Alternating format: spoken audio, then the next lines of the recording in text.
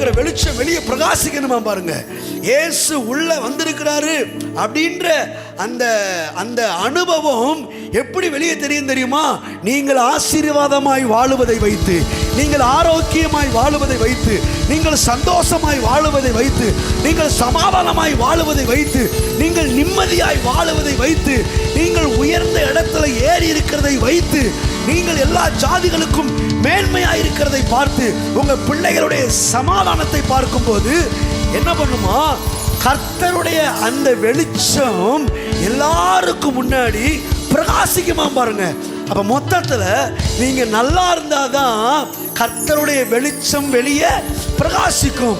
இருளில் இருக்கிற ஜனங்களுக்கு பெரிய வெளிச்சம் யாரும் கேட்டா நீங்களும் நானும் தான். ஒரு காலத்துல இயேசு இந்த பூமியில வரும்போது அவரை குறித்து சொல்லப்பட்டிருக்கிறது, இருளில் இருக்கிற ஜனங்கள் பெரிய வெளிச்சத்தை கண்டார்கள் அப்படி இயேசுவை பற்றி சொல்லப்பட்டிருக்கிறது. பாவத்தில், சாபத்தில், வியாதியில், பிசாசின் பிடியில், விக்கிரக கட்டில், தரித்திரத்தில், வறுமையில் மாட்டி தவிக்கிற ஜனங்களுக்கு இயேசு வாழ்ந்த நாட்கள்ல அவர்களுக்கு ஒளியாய் பிரகாசித்தது யாரும் கேட்டா ஆண்டவராகிய இயேசு கிறிஸ்து. அதான் பைபிள் சொல்லுது, இருளில் இருக்கிற ஜனங்கள் ஒரு பெரிய வெளிச்சத்தை கண்டார்கள்.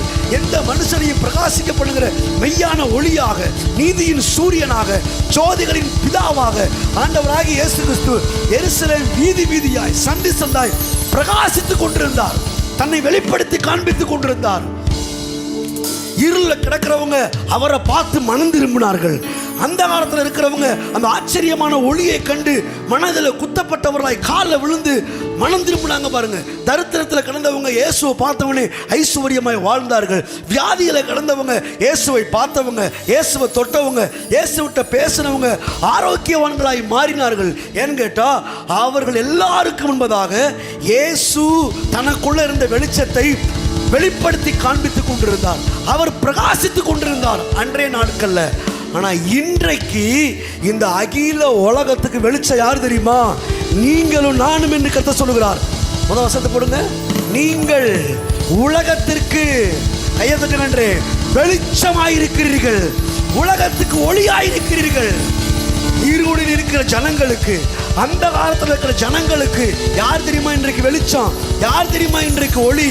நீங்களும் நானும் தான். பாவத்தில், சாபத்தில், வியாதியில, பிசாசின் பிடியில, விக்கிரக கட்டுக்கள்ல, வேதனையில, கண்ணீரில, கவலையில வாழுகிற ஜனங்களுக்கு ஒரு பெரிய வெளிச்சமாக, ஒரு பெரிய ஒளியாக இந்த உலகத்துல கர்த்தர் யாரை தெரியுமா வச்சிருக்கிறாரு? ரட்சிக்கப்பட்ட உன்னையும் என்னையும் தான் கர்த்தர் உலகத்துக்கு வெளிச்சமாய் வைத்திருக்கிறார். பைபிள் சொல்லுது, நீங்கள் உலகத்திற்கு வெளிச்சமாய் இருக்கிறீர்கள். மலை மேல் உள்ள பட்டணம் மறைந்திருக்க மாட்டாது. கர்த்தர் சொல்றாரு, உனக்குள்ள உதித்திருக்கிற அந்த வெளிச்சத்தை யாராலையும் மறைக்க முடியாது.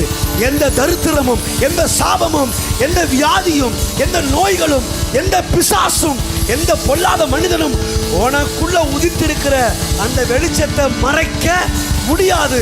ஏன்னா கர்த்தர் உன்னை கொளுத்தி விட்டு கட்டிலுக்கடியில வைக்கல, மலை மேலுள்ள பட்டணமாக. ஹல்லேலூயா. அந்த வசனத்தை போடுங்க. ஏன் மாத்துறீங்க? அந்த வசனத்தை போடுங்க. என்ன அப்படி பண்ணிட்டீங்க?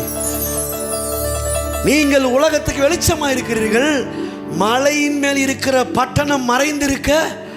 அப்ப கர்த்தர் உங்களை எங்க வச்சிருக்காரு தெரியுமா? மலையின் மேல. ஏன் தெரியுமா மலை மேல வச்சிருக்காரு?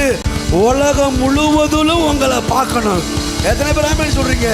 பொருளாதாரத்துல நீங்க தான் மேன்மையா இருக்கிறீங்க. மலைனா அதாங்க.